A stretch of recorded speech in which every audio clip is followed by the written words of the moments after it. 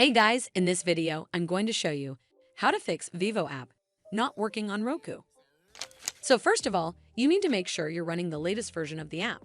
Press the home button on your Roku remote, and then head over to the Vevo app right over here. Once the app is highlighted, press the star button on your Roku remote to open the options menu. Now it's loading the channel information, and then eventually it will pop up with a menu that gives you some options. We're gonna go up and click where it says check for updates to make sure you're running the latest version of the app.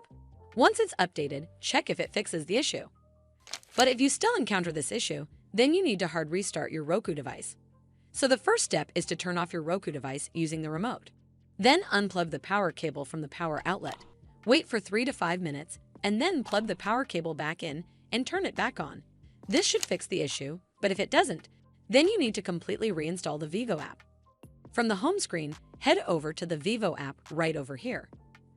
Once the app is highlighted, press the star button on your Roku remote, and then click on Remove Channel from the pop-up menu. It's going to ask for confirmation, so click on Remove to uninstall the app from your device. Once uninstalled, press the home button on your Roku remote.